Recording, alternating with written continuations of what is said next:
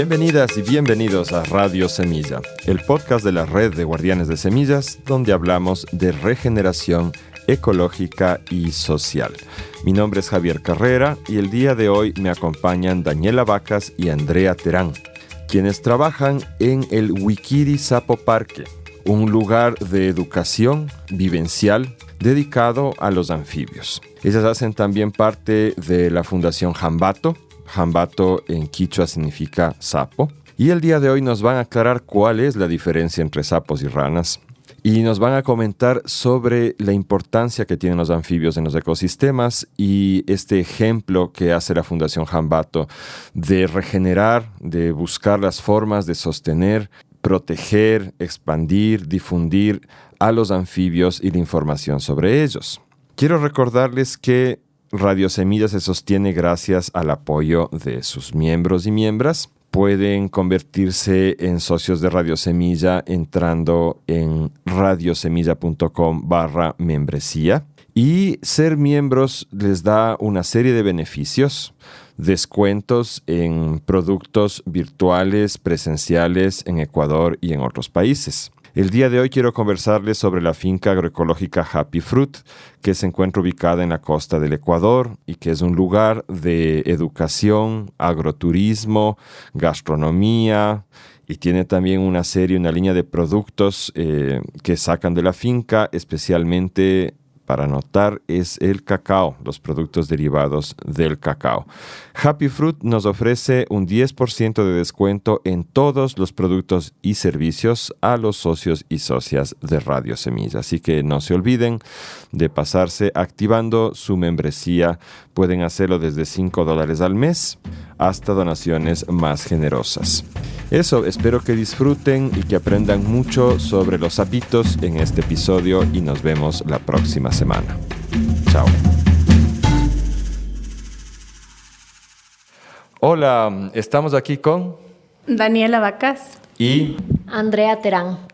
Y un montón de ranitas que ojalá se les escuche a ratos andan por aquí porque estamos en el laboratorio de Wikiri Sapo Parque, un hermoso parque y estación de investigación, y ya nos van a explicar qué más, de anfibios cerca de la ciudad de Quito, acá en Ecuador. Entonces, esta es una entrevista que ha surgido un poco por petición de ustedes, pero también porque a nosotros nos interesa mucho el tema de los anfibios. Juegan un rol importante en los ecosistemas y en la regeneración, y tenemos mucha curiosidad de conocer sobre los animalitos y sobre el proyecto. Entonces, no sé cómo quieran empezar. Empezamos tal vez con el Sapo Parque y luego pasamos a la labor de la fundación que está detrás. Cuéntanos, como siempre tenemos aquí el vicio en Radio Semilla de preguntarle las intimidades a la gente. Cuéntanos un poco quién eres, de dónde vienes y dónde nació en tu historia personal este interés por acabar trabajando aquí con las ranitas. Bueno, yo empecé mi carrera de educación en los museos, entonces he estado como muchos años involucrada en educación en museos.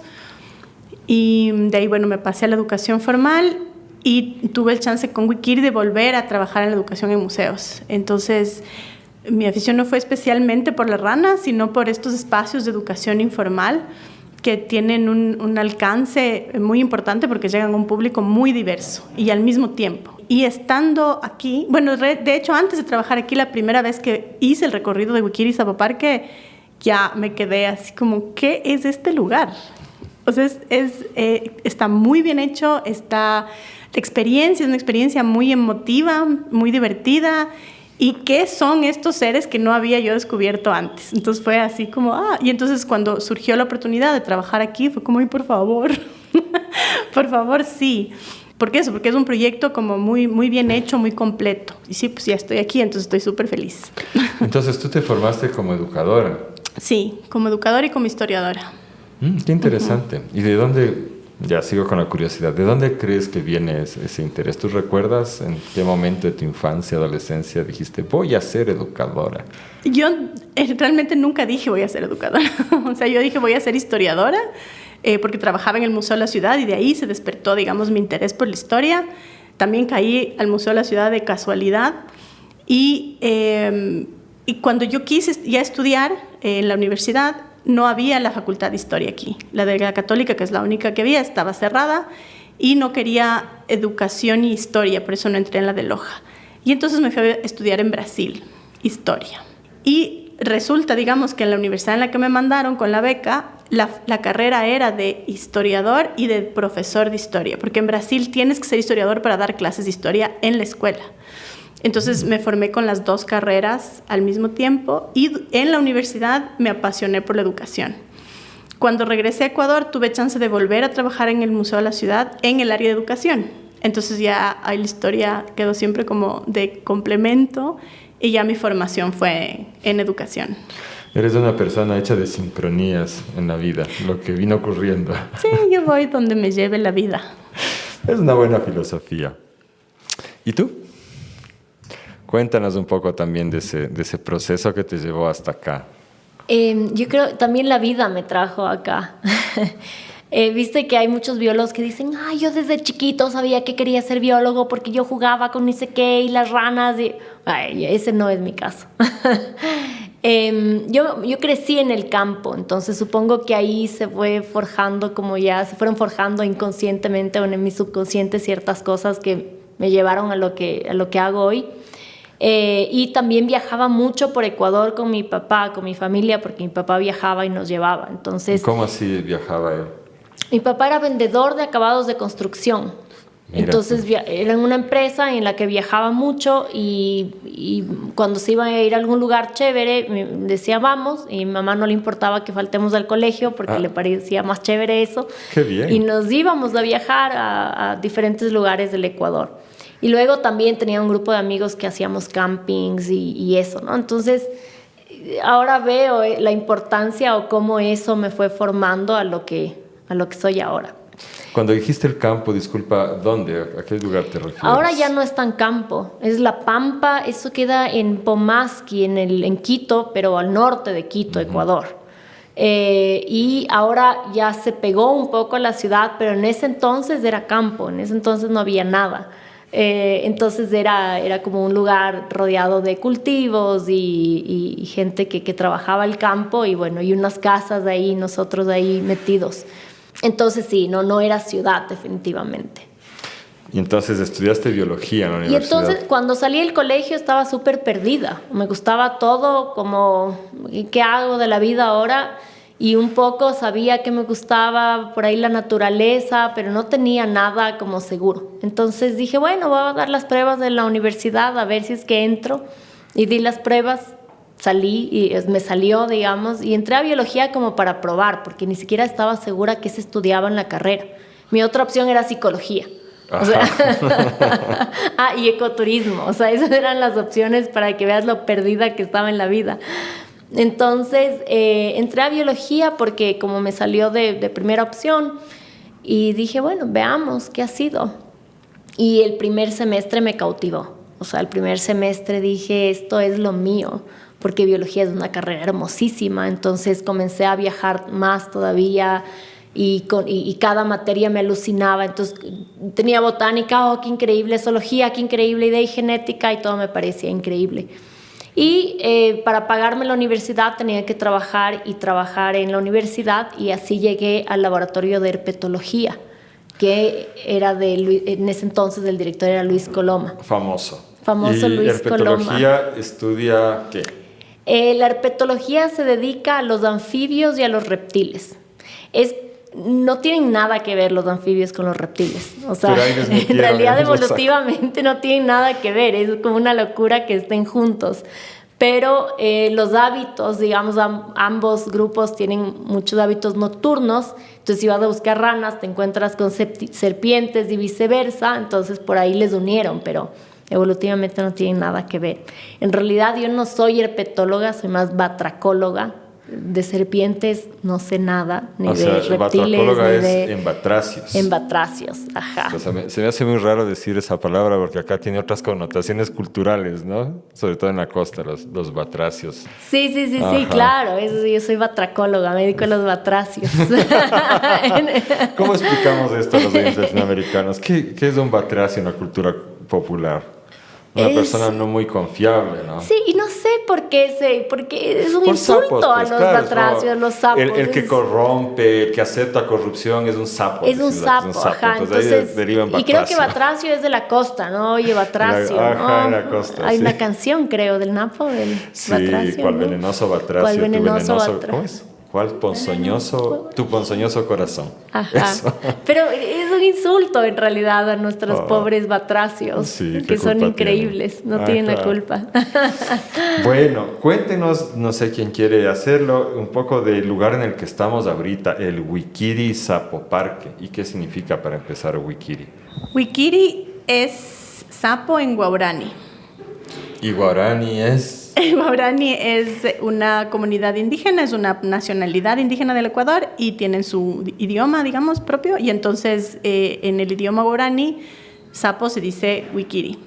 Y después, como popularmente se le conoce a una especie en específico, a Amarega bilinguis, como wikiri. Y cuando canta hace wikiri, wikiri, wikiri, wikiri.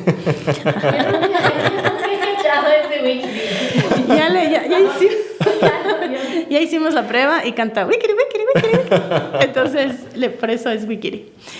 Y entonces, bueno, nada, el espacio toma el nombre de esta ranita. Oye, y el guaterero, el idioma de los guaraníes es hermoso además, para muchas cosas. Suena mucho a la selva, de hecho, ¿no?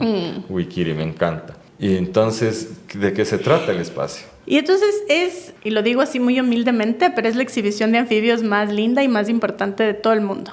Ah, eso fue típico ecuatoriano. Pero eso es real. Pero es verdad, porque digamos una exhibición dedicada a las ranas y a la ciencia y a la conservación y a todo lo que está, digamos, detrás de estos animales, así como con esta concentración de especies y cómo está presentada, no hay. No hay, ¿no? Sí, porque no es un parquecito museo de sapitos nomás, esto tiene otras dimensiones también.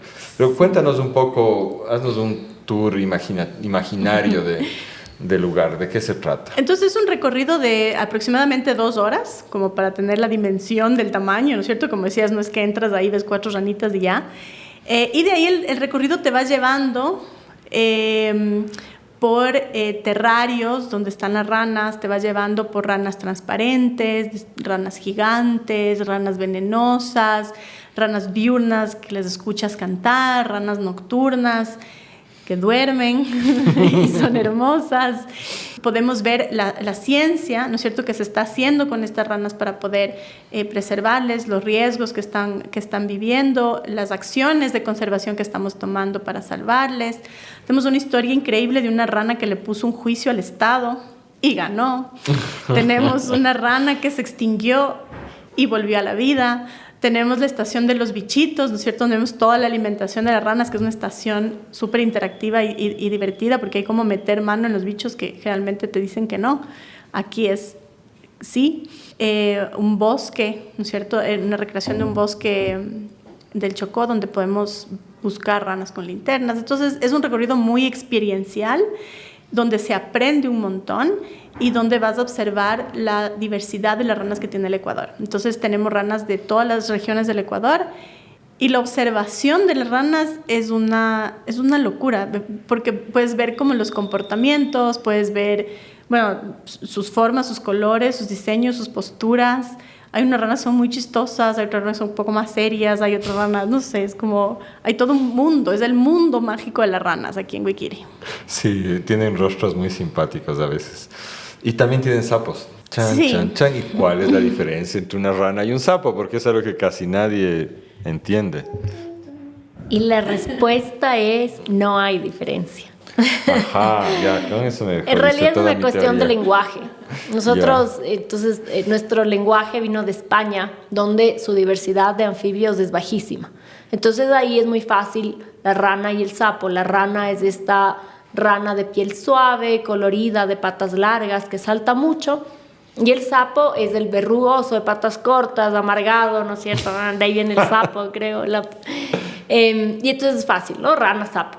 Pero luego llegas a un país que tiene una cantidad de anfibios enorme, casi 700 especies ahora. ¡Qué bestia! Aquí en Ecuador. Aquí en Ecuador, ajá. Wow. Y lo mismo pasa en Colombia, en Perú, o sea, ahí en estos países no puedes decir, esto es una rana y esto es un sapo, porque te encuentras con la rana que es medio sapa y el sapo que es medio rana, entonces fisiológicamente hablando no hay diferencias, funcionan de la misma manera. Son categorías culturales. Son categorías culturales, y de ahí el nombre, digamos, lo pone el investigador que describe, ¿no? El nombre común y también la gente que habita los lugares donde está. Entonces, por ahí ya le veo más sapo a entonces le digo el sapo o la ranita, pero es una cuestión de lenguaje común, cultural. Qué simpático. Y ahorita dijiste que tenemos 700 especies. Eso me imagino que es de lo más alto que hay en el mundo. Sí, o sea, el primer país con mayor número de ranas es Brasil. Pero Brasil no es un país, es un continente en realidad. Claro. Entonces viene Brasil, luego va Colombia y luego va Perú y después de Ecuador.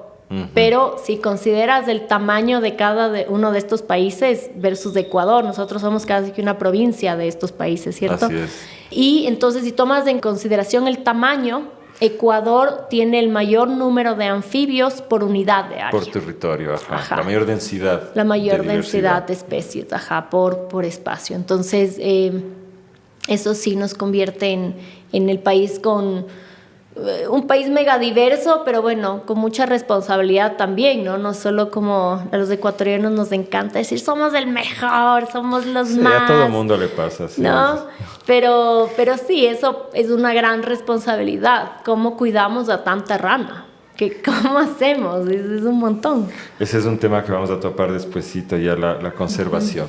¿Qué más sucede aquí en el Wikiri? Entonces, además de la exhibición de anfibios que tenemos y que ya es un montón, vengan a conocer, ahora estamos con como una agenda cultural y con una agenda científica, se puede decir. Entonces hemos hecho ya algunos conversatorios, tenemos cineforos, que es algo que vamos a hacer como permanentemente. Tenemos, programas educativos para instituciones, tanto colegios como universidades, talleres y, el vacacional. Entonces, tenemos programas de pasantías y voluntariados. Entonces, tenemos, digamos, el proyecto educativo se gira alrededor de la exhibición y de ahí tiene estas actividades que complementan, ¿no? la propuesta educativa de Wikiri, porque nuestro interés es que tengamos una noción más clara, los ecuatorianos, y yo creo que Latinoamérica en general, de la riqueza natural que tiene esta región. O sea, yo creo que cuando uno vive en abundancia, no cacha la abundancia, ¿no es cierto? No la ves porque la percibes como normal. Pero vino una joven de Quijos, como un ejemplo, así. Me dice, yo me abrí mi hostal en mi casa, entonces... Quijos está en la Amazonía. Quijos está en la Amazonía, ¿no? Perdón. Y entonces abrió un pedacito en su jardín, puso 4 flores y ahora tiene 40 especies de colibríes. Que es una locura. Y entonces es esa abundancia la que, como Andrea decía, tenemos que vivirla con una responsabilidad. Entonces un poco nuestra visión es darnos cuenta de esa diversidad en la que vivimos, de la importancia de esa diversidad para la calidad de vida de todos los que habitamos aquí y el amor hacia eso, o sea, como el sorprenderse. Yo un poco quiero que la gente viva la experiencia que yo viví, ¿no? Como esta alucinación por estos seres y de repente ves al bebé rana con una pata diminuta, perfecta, o sea... No, ya me confundiste totalmente. ¿Los bebés de las ranas no son los renacuajos? Sí, o sea, de renacuajos pasan a ranas, pero empiezan con unas ranas chiquititas y de ahí van creciendo. Entonces no es que de renacuajo ya son ranas en el tamaño adulto. Entonces de renacuajo pasa una rana muy chiquita, dependiendo de la especie obviamente. Claro. Pero los atelopos son diminutos cuando se hacen ranas y de ahí van creciendo. Entonces es verles a esos bebés, esas ranas diminutas, perfectas, es una locura. Pero no todas las ranas pasan por renacuajo. ¿No? No, hay ranas que son de desarrollo directo, les decimos, que son de un género que es del más abundante que hay acá, Pristimantis. Y entonces del huevo, directamente en el huevo, se comienza a formar una rana chiquitita que después va a salir del huevo como una versión mini del adulto. ¿Y eso cómo sucedió en la evolución? ¿Fue antes de los renacuajos y se separaron o del renacuajo volvieron hacia esto? Qué buena pregunta y me llevas de vuelta a mi clase de evolución y al examen complexivo que no pude responder. No sé, buena pregunta. No sé qué evolucionó primero, si la larva... Supongo que primero la larva, porque los anfibios fueron el primer vertebrado que salió del agua. Entonces, tendría más sentido que el renacuajo sea lo primero que evolucionó. Entonces, después por selección se eliminó la etapa del renacuajo. Yo te voy a confesar una cosa, se me hace muy raro decir renacuajo. Me imagino que ustedes están ya acostumbradas, pero acá la gente de la zona de Quito les decimos huillis. Claro. Y hay todo un debate de cómo se escribe además, huilli. Claro. Pero lo más raro es que recientemente me enteré por una persona muy querida que aquí nomás en Cotopaxi, en la Tacunga, que estamos a 1 hora y media máximo, se llaman pillis y no huillis. Y en Azuay se llaman villicos, creo, no estoy seguro. Villicos. Ajá, villicos. Y en Loja, jimbiricos. Y en Guayaquil, gusarapos. Entonces, mi mamá es de Guayaquil, entonces para mí, durante toda mi infancia, los renacuajos eran gusarapos, porque además me decían, no te muevas como gusarapo, que dice que quédate quieta. Y cuando entré, claro, y entonces cuando entré a la escuela, me entero que los gusarapos no eran gusarapos, sino huilli. Es que huilli es el único nombre lógico en realidad. Tú les ves cómo mueven la colita, es un huilli. Yo no sé por qué se inventaron otros nombres. Y sabes que hay ciertos lugares que les dicen ultio. Ultio significa temblor. Y eso es porque hay una especie, las marsupiales, ponen tantos renacuajos en las pozas que cuando se mueven todos al mismo tiempo, tiembla el agua. Y entonces les dicen ultios. Estas son las gastrotecas, son los temblores. Ajá. Las gastrotecas son mis favoritas. Increíbles. Además son guapísimas. Son bellas. Qué simpático. Cuéntenme cómo surgió Wikiri, cómo se llegó a esta maravilla. En realidad, la primera versión de Wikiri fue hace 20 años probablemente, que no sé, seguramente te acuerdas del Zapari. Claro, una exposición que hicieron, ¿no? Y formó biólogos. Ahora tenemos jóvenes que dicen, yo me hice biólogo por el Zapari. Ay, qué brutal. ¿Cuánto tiempo duró? Creo que fueron 3 meses. Mira. Y quien la diseñó fue Luis Coloma. Él fue el mentalizador cuando trabajaba en la Universidad Católica. Y bueno, con un equipo de gente, ¿no? Entonces de ahí surge el Zapari, que fue esta primera exhibición y que fue un éxito total. Fue increíble, yo fui 3 veces, me acuerdo. Sí, con distinta gente. Fue maravilloso. Y entonces ahí ya estaba eso, ¿no? Entonces eso fue temporal. Luego Luis Coloma formó este sitio, el Centro Jambatu de Investigación y Conservación de Anfibios, como una cosa independiente fuera de la universidad.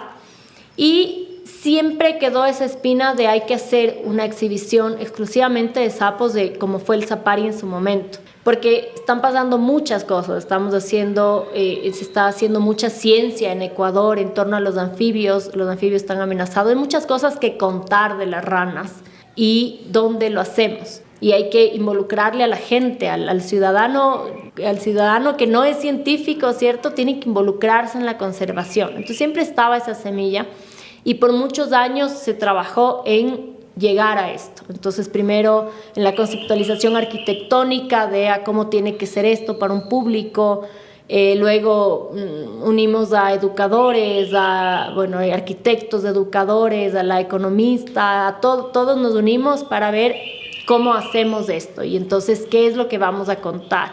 Y entonces ahí vuelve a nacer Wikiri Sapo Parque, ya con la versión tuneada del Zapari y permanente. Y principalmente para eso, para enseñarle a la gente qué es lo que hay acá y qué es lo que tenemos que cuidar. Qué hermoso. Y tú me decías que también están haciendo campañas de reintroducción. ¿Cómo es eso? ¿Y qué tipo de investigación se hace? También me gustaría saber. Entonces, lo que tú ves acá, y no sé si se está escuchando los cantos de la rana. Ojalá que sí, yo aspiro a que sí, porque normalmente cuando grabamos entrevistas de Radio Semillas se oyen como es gallos, a veces se oyen buses, a veces vacas, entonces ojalá los sapos se escuchen ahora. Espero también, porque ahorita estás en el semillero de las ranas, esto es el invernadero de las ranas. Y este lugar, el Centro Jambatu, nació como eso, nació en un deseo desesperado de que no se extinga ninguna otra rana. Luis Coloma, que es nuestro mentor y el director de esto, él fue testigo de la extinción de las ranas. Él vivió la abundancia. Nosotros ya no vivimos eso. Nosotros ya nacimos en un mundo sin ranas, lastimosamente. Pero él sí evidenció esa abundancia y luego su declive totalmente abrupto, su declive de un año a otro, no hay ranas. Y esa desesperación de no están seguras ni siquiera en las áreas protegidas, hay que hacer algo, hizo que nazca esto, ¿no? Vamos a respaldar poblaciones, vamos a tenerles en laboratorio hasta saber qué hacer. Es la sala de emergencias, vamos a criarles en laboratorio y a tenerles aquí hasta poder desarrollar la ciencia que nos permita devolverles a la naturaleza sabiendo que están seguras. Para mi visión profesional eso viene a ser un banco de semillas en realidad. Es un banco de semillas. ¡Qué lindo! Sí, es hermosísimo. Son guardianas de semillas de ranas. Exactamente. Bien, ya entiendo, ahora entiendo mucho más todo. Sí, y entonces nace desde ahí, ¿no? Desde ese intento de que no se extingan más especies. Y ha sido un proceso bien largo de desarrollo científico y tecnológico para saber cómo una especie que está en un río o en un bosque ahora se reproduce en un laboratorio. Entonces ha sido un reto súper grande y con muchísimo esfuerzo y muchísima ciencia hemos logrado a reproducir muchas especies que están en peligro de extinción. Y eso entonces siempre vinculado a ciencia, ¿no? A diferentes ramas de la ciencia, desde describir nuevas especies, estudiar la medicina, los péptidos que tienen en su piel, estudiar su genética. ¿Qué son péptidos? Disculpa. Después te explico eso. Ya. Pero esto, no hay que olvidarse que es una sala de emergencia y tú no puedes tener en una sala de emergencia a tu paciente por siempre. Entonces nuestra estrategia de salida y parte del proceso y de la ciencia que hacemos es cómo a estas ranas que están naciendo en laboratorio les devolvemos a la naturaleza. Es un proceso bien complicado, no hay muchos casos exitosos en el mundo. A nivel regional, quien lo ha intentado con las ranas de arlequín, que es un grupo muy amenazado, es Panamá. No ha tenido éxito y ahora nosotros estamos intentándolo también, que es cómo estas ranas que ya nacieron en el laboratorio les devolvemos a la naturaleza. ¿Cómo es ese proceso? Estamos comenzando a investigar eso, llevándoles a las ranas a campo y ahorita comenzamos hace un mes más o menos nuestro primer ensayo. En un par de semanas vamos a ir a hacer nuestro segundo ensayo en Amazonía.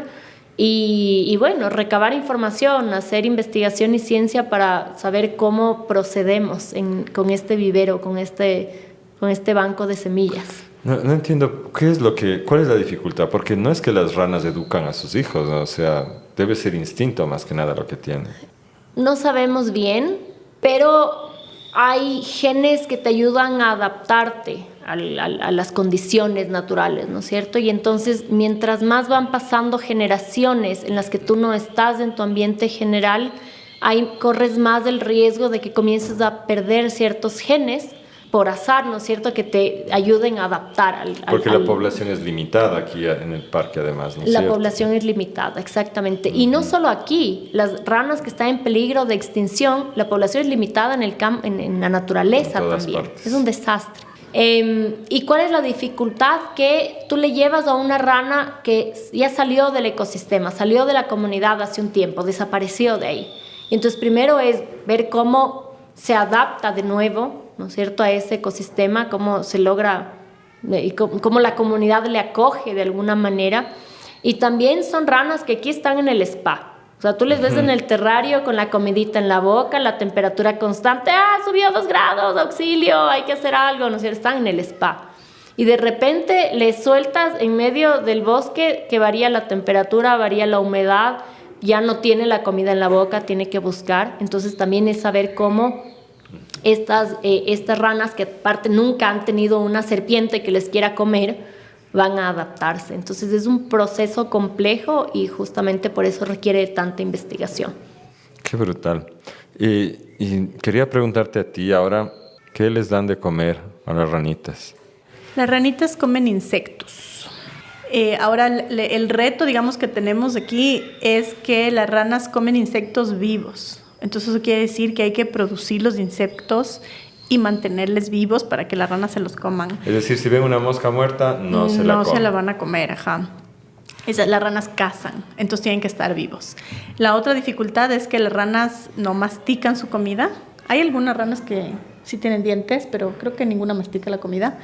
Solo lanzan la lengua y se la meten. Y tiene que pasar por el tamaño de la garganta. Entonces, hablamos de las ranas bebés diminutas y hablamos de la rana gigante. Entonces, tenemos que tener comida para todos los tamaños de ranas, que es un reto. Y después, como si buscamos que las condiciones sean como lo más cercano a lo que ellas tienen, no puede ser una sola cosa, tenemos que tener una alimentación diversa. Entonces hay una producción de bichitos aquí. Es un bicho parque también. Es un bicho parque también. Y estamos incursionando ahora también en la alimentación de bichos para humanos, porque es la alimentación del futuro. Tenemos que irnos acostumbrando a comer. Bueno, el bicho en las culturas humanas han estado presentes siempre, en todo el mundo.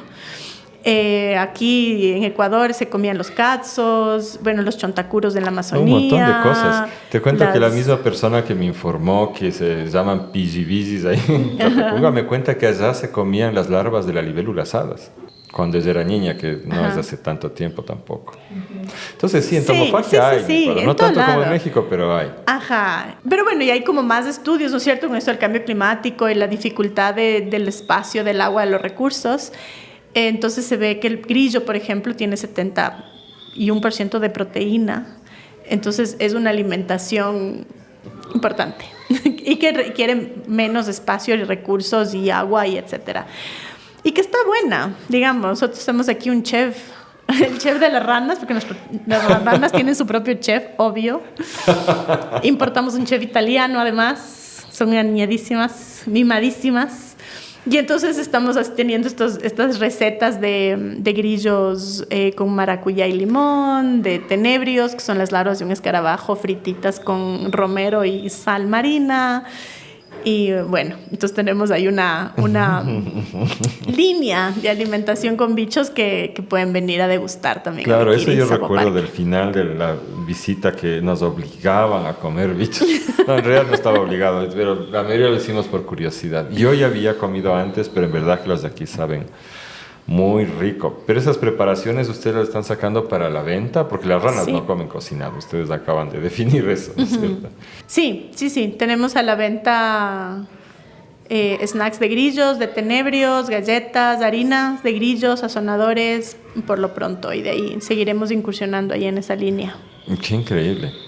Y han de producir un montón de bichos por semana para dar de comer a tantas ranas. Sí. Son grillos, el promedio, digamos, es de 4,5 millones por semana. ¿No? ¿Qué? No me cuadra esa en la cabeza. 4,5 millones de grillos por semana. Claro, entonces cada semana le damos un grillito a cada ecuatoriano y nos sobra por si acaso alguien se quiere repetir. ¿Y esto se lo comen las ranitas de aquí? ¿Cuántas ranitas hay aquí? No sé cuántos. Debemos tener unas... no, me voy a inventar, pero unas 1,000 ranas al menos, individuos. Especies tenemos alrededor de 60 especies diferentes. Es chistoso cómo funciona la alimentación. A la final se produce muchísimo más artrópodos aquí de lo que hay ranas, porque si no, no podrían alimentarlas. Sí, pero no. O sea, porque en realidad tenemos la capacidad para alimentar a las ranas que tenemos de acá, porque necesitamos muchísimas de tamaños pequeños. Y luego tenemos un excedente de las ranas, de los grillos que van creciendo también. Y ese excedente es el que estamos usando para hacer la alimentación humana. Tratamos de que sea todo circular acá. Entonces, bueno, ¿qué hacemos con esos grillos? Antes dábamos a la gente que quería para las gallinas. Ahora estamos incursionando en esto, hacer harina de grillos y usarlo para la alimentación humana. ¿Y eso significa que también consumen productos agrícolas para alimentar a los insectos? Sí, claro. Sí, también. ¿Qué es lo que más se les da? Su dieta, bueno, depende del tipo de insecto, el tipo de invertebrado más que nada. Tenemos algunos que se producen en la compostera, entonces, bueno, ahí tenemos una compostera y ahí producimos parte de los insectos. De ahí también hay alimentación basada en balanceados y luego hay los que consumen col, algunas larvas, zanahorias, otras. Entonces hay una variedad diferente dependiendo de la especie. Qué simpático. Quería preguntarte ahora si tienen más o menos, me imagino que sí, contado cuánto han liberado ya de ranitas. Recién comenzamos, entonces esta es nuestra segunda liberación. Hemos planificado hacerlo por etapas. Entonces, justo ayer regresé de la segunda etapa y hemos liberado hasta ahora más o menos 800 renacuajos, 500 juveniles y 50 adultos. Claro, liberar en renacuajos tiene mucho sentido.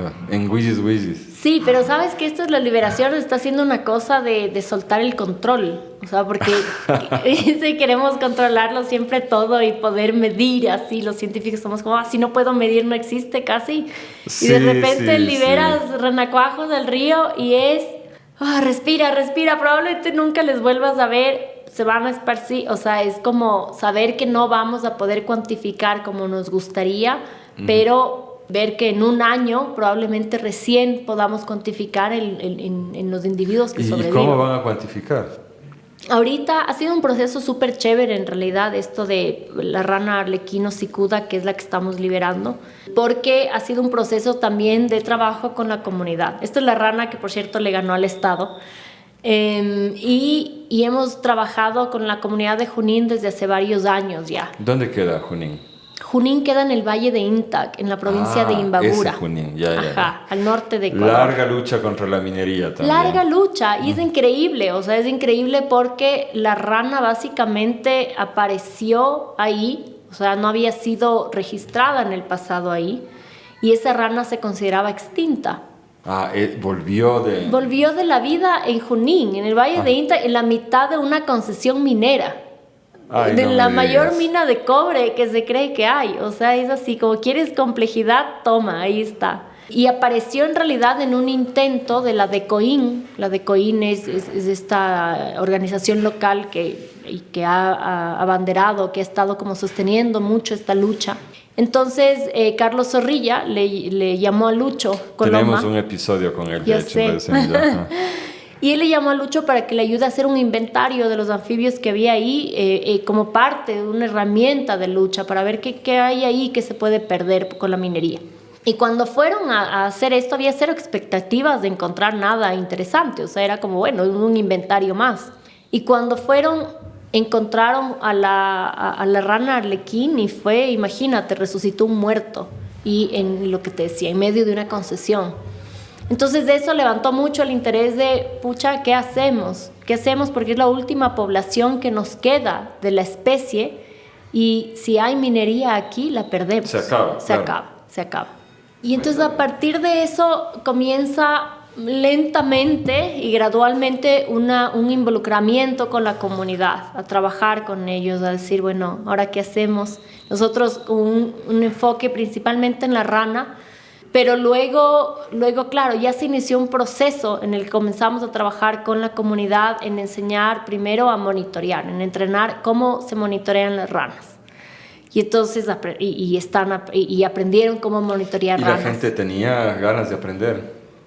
Ahí Junín es una comunidad curiosa porque ha sostenido tanto la resistencia que yo creo que se adaptan y yo creo que siempre en esa búsqueda de resistir están muy abiertos a meterse a todo, a lo que sea, ¿no? A ver, vamos a ver qué es esto. Y aparte, la rana fue una bandera de lucha, o sea, la rana a la final en el juicio fue un componente muy importante. Entonces creo que eso también tiene un peso en la comunidad. ¿Sabes? Te cuento que es porque así son las cosas. Nos ha tocado varias veces ya topar el tema de los derechos de la naturaleza en el podcast. Tenemos incluso una entrevista con Ramiro Ávila, que ha sido uno de los abogados que más ha trabajado en defensa de derechos de la naturaleza. Y siempre es gracioso escuchar cómo esto se da. Entonces, ¿cuál es el rol de la rana? ¿Cómo la rana se presenta en el juicio? Alguien habla por ella, ¿verdad? Sí, y la rana se presenta en el juicio como la biodiversidad no reportada en los estudios de impacto ambiental. Los estudios de impacto ambiental son estos papeles burocráticos, básicamente, de eso es de lo único que están sirviendo ahora. Es un papel burocrático que las empresas mineras tienen que presentar para que les den la licencia ambiental. ¿Y por qué digo que es un trámite burocrático? Porque no importa que diga ese estudio de impacto ambiental, va a ser aprobado de todas maneras. Y entonces cuando encontramos la rana ahí, nos llamó la atención y dijimos, bueno, pero entonces debe estar en el estudio de impacto ambiental. Y debe estar un plan para conservar a esta especie. Y no estaba. Y después nosotros publicamos, el Centro Jambatu publicó el reencuentro de la especie en el 2016. Es decir, ya estaba en la literatura, ya estaba afuera el redescubrimiento de esta especie. Nos digamos amigablemente que se les pasó. Digamos que en 2014 no le encontraron porque no buscaron bien. Ajá. ¿No? Porque es una especie rara. No es fácil encontrarlo realmente, para así ser como muy honestos. Entonces, digamos, ya se les pasó, no lo encontraron. Pero en el 2018, cuando ellos presentan el estudio para la ampliación de la concesión minera, o de la parte, no de la concesión, sino la ampliación de la zona de exploración avanzada, vuelven a omitir ese pequeño detalle. Y entonces ahí ya es una omisión culposa porque sabes de la existencia, ya no la quieres poner a propósito. Y junto con esa rana fallaban en poner un montón de otra fauna que está amenazada. Y también flora, orquídeas. Omitieron totalmente meter ni una sola orquídea. Entonces ahí comenzamos a ver estas fallas garrafales en el estudio de impacto ambiental. Y ahí entra en juego la rana, porque es una rana que es la última población. Y si no me reportas, quiere decir que ni siquiera me estás considerando para conservación, para ninguna acción. Entonces, así es como entra a jugar ahí la rana a ser abogada, no abogada, a ser sujeto de derechos. Sujeto de derechos. Exactamente, ajá. Uh-huh. ¿Y se ganó ese juicio? En una primera instancia ganamos, la jueza fue sancionada. Es más, creo que las partes más frustrantes de mi vida han sido estar en juicios con abogados del Ministerio de Ambiente que parecen abogados de la empresa minera y que no puedes distinguir bien quién es quién, pero negaban la existencia de la rana, la negaban, hasta que un día llevé una de las ranas nacidas aquí en laboratorio y les dije, aquí está la rana. Uh-huh. Y el abogado del Ministerio del Ambiente me preguntó, ¿y tiene permiso para eso? Eso ahí sí, como anécdota medio chistosa, ¿no? Y entonces ellos negaban, la jueza lo entendió todo, esa primera jueza de la instancia municipal en Cotacachi lo entendió todo, porque nosotros presentamos una medida cautelar por la presencia de la rana y la inminente extinción si es que se daban actividades mineras ahí. Y cuando presentamos toda la evidencia que había del caso, que incluía ya daños que se dieron durante la etapa de exploración avanzada, la jueza dijo, pero aquí ya hay daños. Entonces cambió a acción de protección, medida cautelar con acción de protección. Que es mucho más fuerte. Que es más fuerte y lo entendió todo, porque le explicamos qué pasaba con los estudios de impacto ambiental. Entonces ella lo entendió y dijo, sí, aquí el estudio de impacto, entonces parte de la sentencia era que el estudio de impacto ambiental tenía que ser revisado por instituciones independientes, academia, para evaluar que sea un buen estudio. La jueza, increíble, pero 2 doritos después le sancionaron. ¿Y de dónde viene la sanción? La sanción exactamente, como ya esa parte más como de derecho y de jurisprudencia y todo eso no entiendo muy bien, pero le sancionaron porque dijeron que no había hecho bien el proceso, porque al cambiar a acción de protección había una falla, pero también no llamó a los directamente implicados, porque nosotros demandamos al Ministerio de Ambiente, porque ellos son quienes tienen la responsabilidad y quienes aprobaron el estudio de impacto ambiental. No tenía nada que ver la empresa presentó lo que le pidieron, ¿cierto? Pero al la jueza fallar, la empresa salió diciendo que ellos también eran implicados en el caso y que nunca les llamaron y se veían perjudicados. Entonces, bueno, por cuestiones de no sé cómo funciona la parte ahí de forma, ni sé qué, nos negaron, apelaron, el Estado apeló y en la apelación perdimos, pero adicionalmente le sancionaron a la jueza.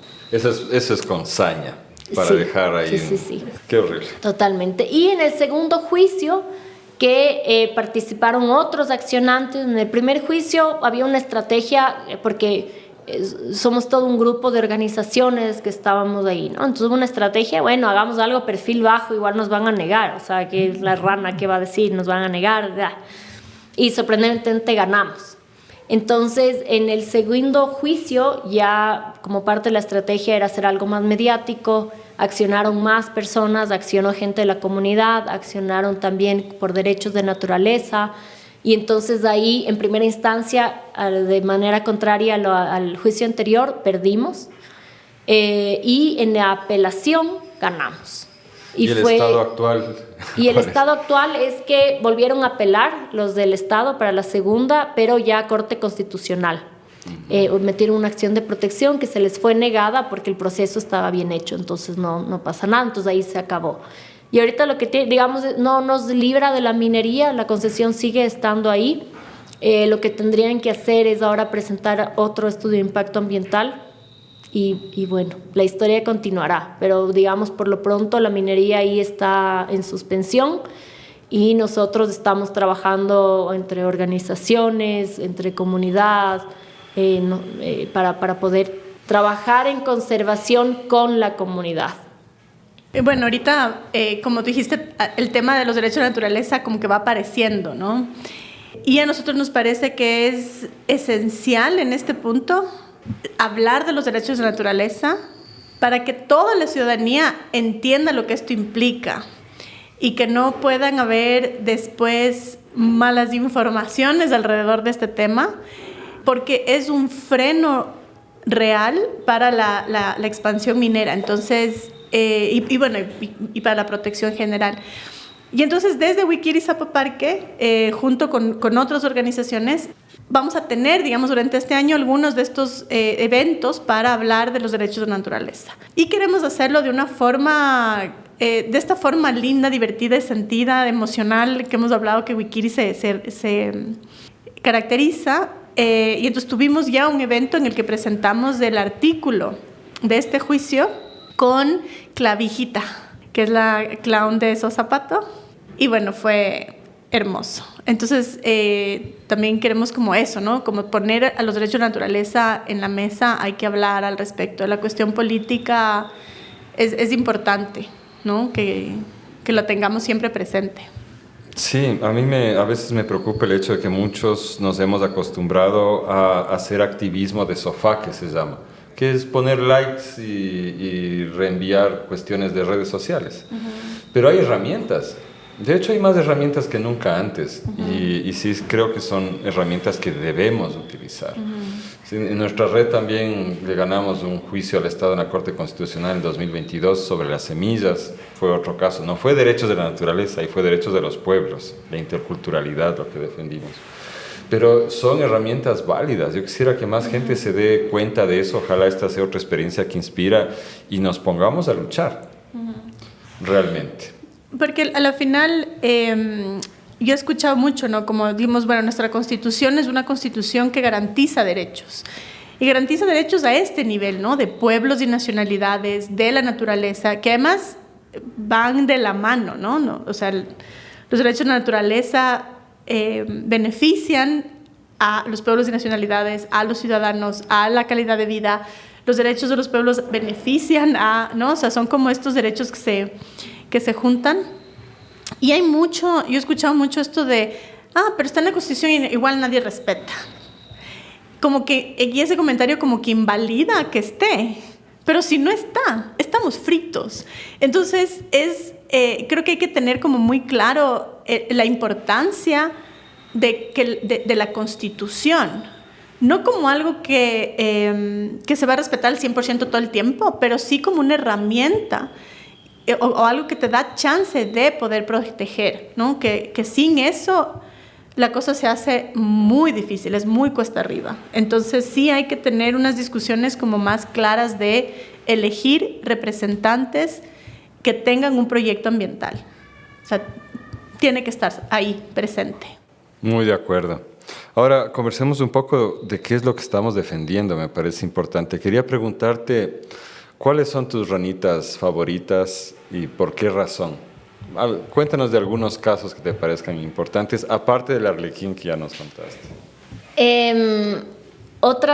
Una de las ranas que el universo te manda, así como, a ver, ya que tanto molestas, es la rana resistencia, la rana cohete resistencia, que ¿Se es llama otra así, rana. cohete resistencia? Todavía no está bautizada oficialmente en el mundo de la ciencia porque no hemos sacado el artículo que la describe, pero mientras hacíamos monitoreo de la rana arlequino cicuda, de repente nos encontramos con la maravilla de la naturaleza, que es la rana resistencia. Y es una rana que alucina porque vive en una cascada. Entonces, imagínate tú viviendo en una cascada, ahí donde cae el agua, donde solo tienes roca y por ahí un musgo, ahí está la rana. Para monitorearle te mueres del frío porque todo el tiempo estás mojado, pero ahí está ella y tiene un hábito muy particular.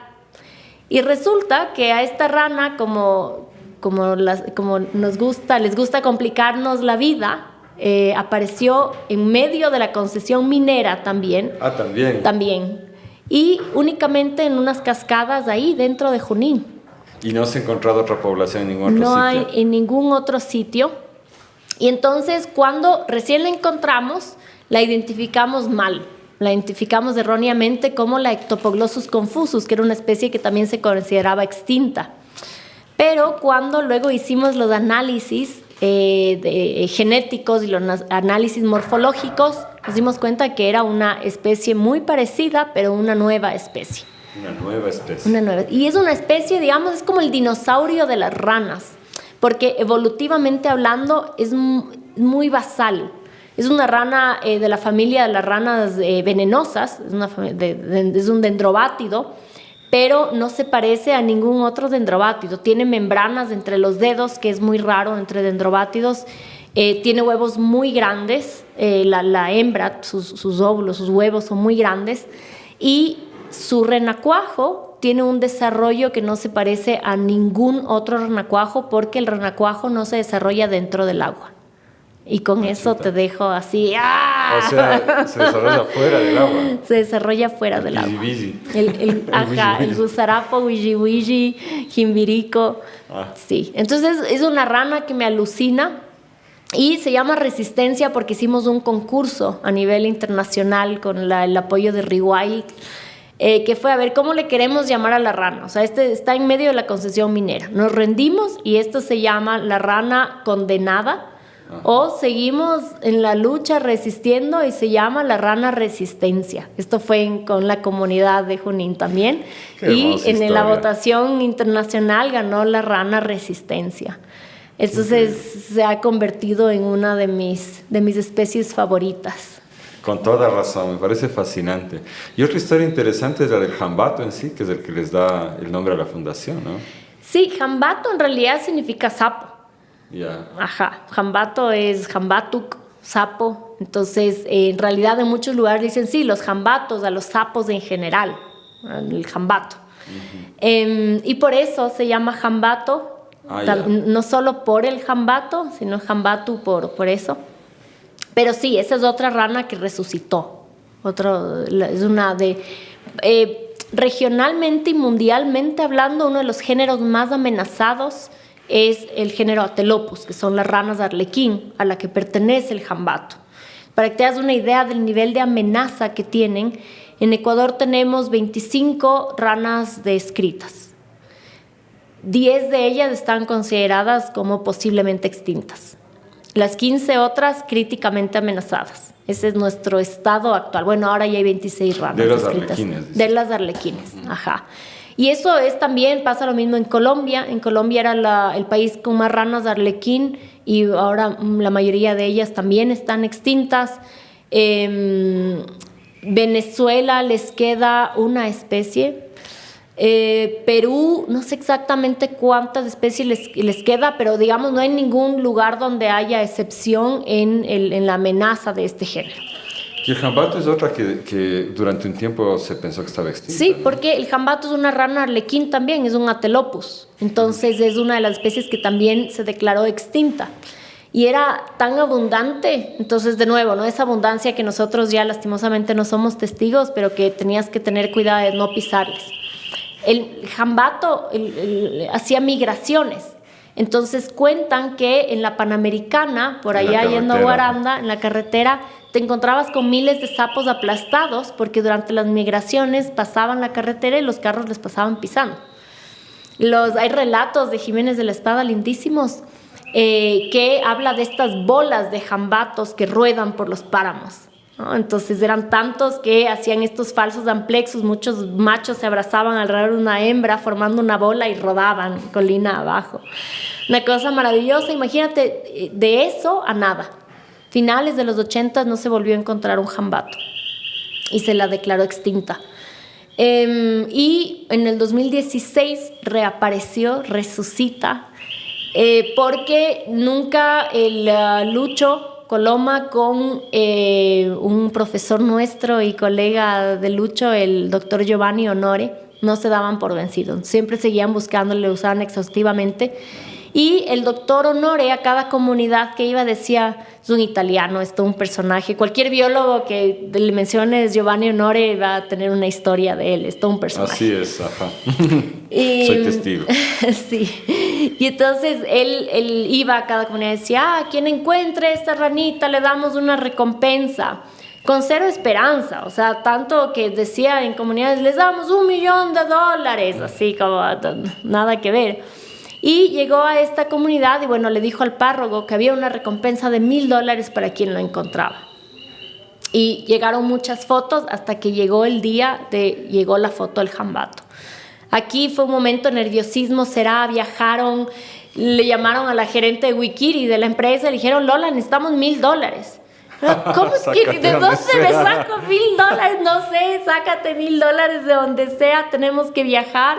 Y entonces todo fue así como muy rápido. Entonces cuando Lola regresó acá y les dijo a las personas de acá, bueno, se fueron a ver al jambato, le dice, ay Lola, ya está extinto. Pero si me pidieron plata, y le dijeron tanto que hasta le hicieron dudar. Ajá. Entonces luego llegaron con el jambato y quien encontró fue un niño de 12 años que mientras estaba limpiando la alfalfa encontró al jambato. Entonces lo trajeron acá. Qué increíble historia. Sí, no, es increíble. Aquí se formó una población de respaldo, colectaron algunos individuos. Imagínate, es la única población que nos queda de la especie que era súper abundante. ¿Dónde está esa? En Cotopaxi, en Angamarca. Ajá. Y esa fue la primera medida de emergencia que se tomó, el traer acá algunos individuos, comenzar a reproducirle, comenzar a desarrollar la tecnología para reproducir en el laboratorio. Y años después, hace aproximadamente unos 4 años me parece, surgió una iniciativa de conservación in situ del jambato a cargo de Mari Vizcaíno. Y ahí surgió la Alianza Jambato, ¿no? Que es nosotros formamos parte de la Alianza Jambato, que es una serie de muchas instituciones, academia, investigadores, mucha gente como reunida para poder conservar al jambato. Y bueno, ahí está, ¿no? Estamos nosotros trabajando desde lo ex situ, ellos están enfocados en lo in situ, en trabajar con comunidades allá para ver cómo se conserva a esta especie tan icónica. ¿Y hay alguna perspectiva de éxito? ¿Cómo están haciendo con las comunidades? ¿Qué es lo que hacen las comunidades? Ahí se comenzó un trabajo desde cero, en realidad, porque cuando fueron a colectar la especie no hubo casi nunca contacto. De hecho, la segunda vez, cuando volvió Lucho, estuvieron en una reunión ahí en la comunidad y casi le linchan. Y entonces dijo, no, ya no vuelvo más, y no volvió. Y entonces no hubo nunca un contacto después con la comunidad ni un trabajo. Digamos, aquí en el Centro Jambato todavía no habían las capacidades para eso. Esto del trabajo con comunidades surgió después. Entonces por mucho tiempo hubo una pausa y la gente, algunas personas se quedaron en la cabeza con esto de que pagaron $1,000 por el jambato, o sea, lo comercial, ¿cacha? O sea, muy lejos de la realidad, de lo que en realidad pasó. La gente se quedó con esa idea de que el jambato cuesta. Entonces tenían esta idea de que si iba alguien tenían que darle el jambato para que les compren, como una cosa muy, muy fuerte, ¿no? Entonces años después La investigadora que te digo, Mari, ella hizo su tesis de maestría ahí para averiguar, bueno, cómo hacemos para trabajar con las comunidades de allá. Y ahí comenzó este viaje con el trabajo con las comunidades de allá, pero como te digo, comenzó desde cero. Entonces después ella formó la alianza, comenzó a llamar, se unieron otras organizaciones, nos unimos nosotros que también estamos trabajando, llamamos a otros investigadores, y bueno, y así surgió esta alianza, y es un trabajo lento. Los procesos con las comunidades son trabajos lentos. Ahorita están haciendo educación ambiental, trabajando con las escuelas, también están tratando de hacer como la parte de desarrollo turístico, y bueno, ahí poco a poco hay algunos logros, pero sí, son procesos, ¿no? Que hay que entenderlos como procesos lentos y que necesitan de mucho apoyo, y sobre todo también apoyo de autoridades, de gobiernos locales, regionales.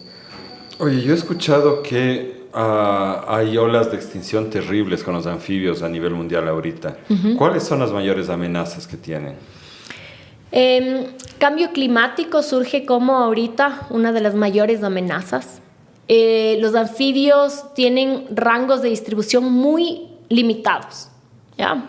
Y hay muy pocas especies que son generalistas, es decir, que pueden ocupar rangos altitudinales amplios. La mayoría están restringidos a rangos muy pequeños. Los anfibios no se mueven mucho. El cambio climático, ¿qué es lo que hace? Cambiar esas condiciones ambientales, ¿no es cierto? Y los anfibios no se pueden desplazar mucho. Entonces, ahí viene uno de los mayores riesgos. Cambian las condiciones ambientales y muchos no pueden sobrevivir a eso. A eso se le suman enfermedades. El hongo quítrido, junto con el cambio climático, es un hongo que ataca la piel y entonces crea disfunciones que terminan causando paros cardíacos. Entonces, les junto con el cambio climático, porque el hongo solo no les mata. Una rana puede tener el hongo sin matarle, sin estar enferma. Pero cuando el sistema inmune de la rana baja, que es muchas veces por cambios en el ambiente, el hongo ataca. Y luego la pérdida de hábitat es un problema muy grande. Ahora nosotros con la minería en Ecuador, la mayor cantidad de concesiones mineras a gran escala están en los Andes y estribaciones, que coincide con el área con mayor endemismo y mayor diversidad de anfibios. Entonces, muchas de estas concesiones traslapan con áreas muy diversas y endémicas de anfibios. Y en Ecuador se convierte en una de las principales amenazas. La minería en sí. La minería. La deforestación, supongo que también en general. Deforestación en general, claro. La deforestación, eso me refiero con la pérdida de hábitat, ¿no? Deforestación por agricultura también. Pero de alguna manera nosotros estamos trabajando con eso en las comunidades. Es algo con lo que puedes lidiar, ¿sabes? Por ejemplo, en Junín estamos ya comenzando procesos de agroecología. Entonces sí, necesitamos comer, necesitamos alimentarnos. La gente local necesita tener una alternativa económica. Ok, ¿cómo hacemos? Produzcamos, perfecto. Vamos comenzando procesos de transición hacia otro tipo de agricultura. Estamos implementando unas ganaderías, fincas piloto con ganadería regenerativa, en la que firmamos acuerdos de conservación con los finqueros. Entonces nosotros en esta primera fase piloto lo que hicimos es proveer toda la capacidad técnica con un experto en este tipo de ganadería y con los insumos que necesitan, con todos los materiales de insumos. Hicimos estas pequeñas áreas de cambio, y ahorita la gente ve ya el cambio, ¿no? De la producción. Entonces ya no necesitas campos tan extensivos para hacer ganadería, sino que concentras la ganadería en las áreas que son más aptas para eso. Y a cambio liberan áreas de río que son fundamentales para los anfibios, y también aseguran la protección de los bosques remanentes que quedan. Entonces firmamos acuerdos de conservación y comenzamos a producir de una manera que va a mano con la conservación, ¿no? Entonces sí, definitivamente la agricultura y la ganadería son amenazas, pero tenemos la tecnología, tenemos las técnicas para lidiar con eso y poder transicionar a algo que vaya a mano, ¿no? Con la conservación. Sistemas con minería no regenerativos. tenemos esto. Claro, con minería no. negado. Claro, sistemas regenerativos son la respuesta. Y ligado a esto, ¿qué rol cumplen los anfibios en los ecosistemas y por qué es importante conservarlos? Bueno, primero es importante conservarlos porque ese es su derecho como sujetos de derechos y punto. Pero aparte de eso, ¿cuál es su rol en el ecosistema? Los anfibios son están como en una parte fundamental de la cadena alimenticia porque por un lado comen a los insectos, a los invertebrados, entonces eso los convierte en controladores de plagas naturales, ¿no es cierto?, en controles biológicos. Y por otro lado también son alimento de animales como culebras, en algunos casos algunas aves. Entonces están pasando la energía de un eslabón de los insectos a otro eslabón. Entonces en ese sentido son súper importantes y también están controlando, ¿no?, a los insectos que pueden ser un problema, incluso para la agricultura. Pero algo bien importante de entender de los anfibios es que son bioindicadores. Y eso para mí es fundamental porque los anfibios y la desaparición de los anfibios es lo que nosotros podemos medir como científicos, es lo que nosotros podemos decir y alertar. Los anfibios están desapareciendo. 60% de los anfibios del Ecuador están amenazados. A nivel mundial, 41% de los anfibios están amenazados. Es absurdo, esa estadística es absurda. ¿Qué nos están diciendo los anfibios? Más allá de, ay, qué lindos, estas ranitas se van a extinguir, nos están lanzando una alerta muy seria. Y es una alerta de desequilibrios ecosistémicos, de que está pasando, de que estamos haciendo mal las cosas. Y entonces, por ejemplo, ¿quién habla de la crisis de insectos? Eso te iba a preguntar ahorita, porque esa crisis de insectos debe derivar también en mayores problemas para los anfibios. Exactamente, y ya los anfibios nos lo dijeron. Hay una crisis de insectos, las poblaciones pequeñas y esta extinción nos está hablando también de una crisis de insectos. Nos están hablando de aguas contaminadas, nos están hablando de cambios en el clima. Entonces los anfibios, que son más fáciles de medir, nos están hablando de desequilibrios ecosistémicos que no son tan fáciles de ver ni medir. Entonces, eso, entender que son bioindicadores y que si tú recuperas anfibios, tienes que recuperar otros atributos del ecosistema, entonces es entender que hay que hacer las cosas de manera diferente, hay que producir diferente, hay que consumir diferente, ¿no es cierto? Entonces, eso es lo lindo de los anfibios, ¿no? O sea, más allá de el rol que cumplen los ecosistemas o el beneficio humano que nos pueden dar, que tienen medicina en su piel, son una fuente de medicina, ¿no es cierto? Más allá de eso, también está el que nos están dando alertas que deberíamos tomarnos más en serio. Ya, si yo tengo una finca, una granja, ¿cómo puedo ayudarles? ¿Cómo puedo promover que puedan estar ahí, que encuentren un refugio en mi finca, los anfibios? Creo que primero buscando estas alternativas de agricultura, ¿no? Que no sean con agroquímicos, porque esto va a impactar directamente a los anfibios, son muy sensibles a los químicos, a los contaminantes.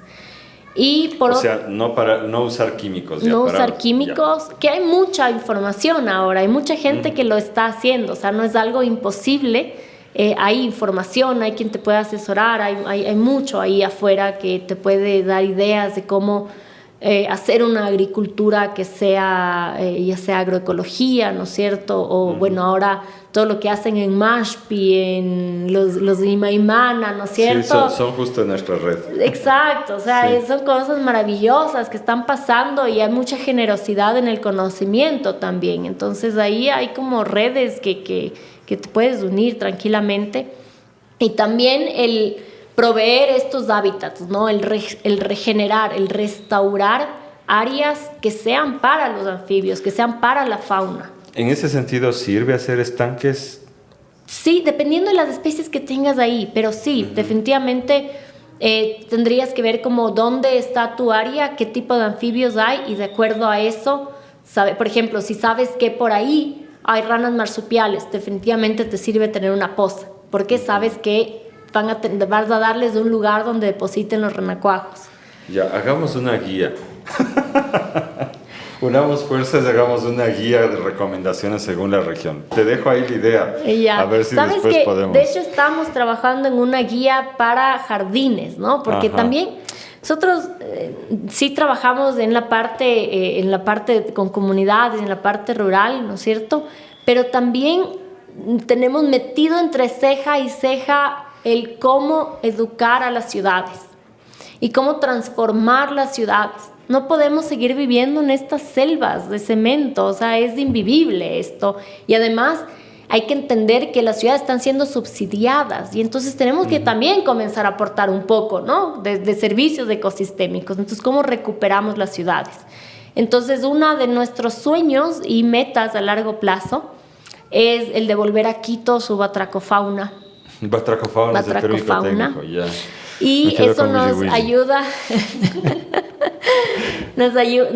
o lo que nos obliga es a trabajar también, bueno, cómo nos vinculamos con municipios y cómo hacemos para que comencemos a recuperar áreas verdes, pero no la florcita bella amarilla, sino fauna nativa en las áreas verdes, cómo recuperamos flora y fauna nativa. Hay iniciativas lindísimas como los de Green Leaf que están haciendo estos corredores para insectos, que bueno, ya estamos hablando de cómo nos aliamos, ¿no? Para poder hacer esas cosas, pero estamos haciendo una guía de jardines para jardines urbanos amigables con o que promuevan la presencia de anfibios. Entonces estamos trabajando. Me encantaría que podamos colaborar en eso y también en algo hacia las fincas. Imagino que en general poder dar hospedaje y alimentación a una población alta y diversa de insectos es la primera cosa que se puede hacer. Totalmente, y eso haces diversificando la flora, ¿no? Porque siempre vamos hacia lo mono, ¿no? Hacia lo homogéneo.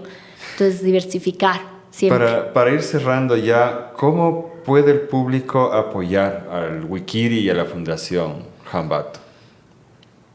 Yo respondo una parte y Dani responde otra. La parte de la exhibición, pero una manera de apoyar es, bueno, tenemos una página web, tenemos proyectos que estamos llevando a cabo, se pueden involucrar de diferentes maneras, como donando, por ejemplo, para los proyectos, o enterándose, informándose sobre qué es lo que estamos haciendo. Acá hay voluntariado, se puede hacer voluntariados, los estudiantes pueden venir a hacer voluntariados acá, porque básicamente lo que nosotros queremos es que más gente se una, más gente se entere de lo que estamos haciendo y se una, y desde el espacio en el que estés, ya sea como estudiante o eres un arquitecto, o eres un ingeniero, no importa la profesión que tengas, hay que transversalizar la conservación. Y eso solo puedes hacer conociendo, entendiendo qué haces, cómo haces para conservar anfibios, o entendiendo como la integralidad del sistema en el que vivimos y tratando de aportar desde tu espacio. Y entonces acá te podemos contar cómo hacerlo, te podemos dar ideas de cómo hacerlo y te puedes involucrar también a nuestros proyectos conociendo lo que hacemos y donando si es que quieres, o también con ideas, ¿no? Nosotros nos movemos en equipos multidisciplinarios. Entonces, para hacer lo que hacemos, le tenemos al comunicador por ahí, a la educadora, a la economista, somos equipos multidisciplinarios. Entonces, siempre las ideas son bienvenidas, pero para eso tienen que informarse de qué es lo que hacemos. Genial. Dani. Visiten Wikiri Zapoparque. Paso número 1. Hay que hacerles proyecto aliado ya de Radio Semilla. Y sí, o sea, todo lo que nosotros hacemos va hacia las ranas, ¿no es cierto? Tenemos como varios proyectos. Están las ventas de los insectos, están las ventas de la comida de los bichos, están las ventas de la tienda de Wikiri, que tiene además unos productos lindísimos. Y todo lo que hacemos, todos estos esfuerzos de economía sustentable, de biocomercio y de estos proyectos de educación, un poco tienen el objetivo, no un poco, tienen el objetivo de financiar el Centro Hambato. Entonces, visiten Wikiri. Hay que pensar en un consumo, ¿no es cierto?, más consciente e inteligente, y es consumir productos de Wikiri Zapoparque. Sí, porque va hacia las ranas, ¿no es cierto?, y la tienda y tal. Insectos gourmet. Ajá. Creo que la donación es súper importante, ¿no es cierto? Tú puedes apadrinar, digamos, ahí a una especie. Tenemos membresías, entonces puedes ser parte de la membresía, que además de recibir beneficios así increíbles de Wikiri, puede ser un amigo como parte, ¿no? Un socio de este espacio. Entonces las membresías están en la página web, las donaciones están en la página web, pueden acercarse también a Wikiri, visitar el parque, consumir y estar pendiente de nuestras redes, compartir, contarle al mundo que existimos. Creo que es súper importante. O sea, sí es una forma de apoyar este proyecto. Gracias. Me estaba olvidando de una última pregunta técnica. Ahorita que mencionaste que solo es para las ranas, ¿hay salamandras en Ecuador? Sí, hay. ¿Y les cuidan también o no? Sí, tenemos salamandras. No como las que ven en la tele gigantes, sino más bien son bichos bien chiquitos. Y no las tenemos acá, no son fáciles de criar en laboratorio. Sí hemos hecho intentos y sí tenemos algunos individuos acá, pero todavía no contamos con la tecnología. Y sí son un grupo medio olvidado. Para la mayoría tenemos datos deficientes del estado de conservación. No es un grupo fácil de estudiar. Qué tenaz. Bueno, ojalá se les haga más caso. Les agradezco muchísimo. Espero que no sea la última vez que conversamos, que se hagan proyectos socio y que pensemos de esta cuestión de cómo podemos expandir modelos de fincas que sean amigables para los sapitos. Seguro, ya comenzamos, tenemos ya algunos trabajos allá en Junín, estamos comenzando también en Chinambí, en Carchi, en la provincia de Carchi, y entonces, bueno, ahí si nos juntamos cerebros, ideas y sacamos cosas lindísimas y conservamos a los anfibios. Así se cambia el mundo. Muchas gracias.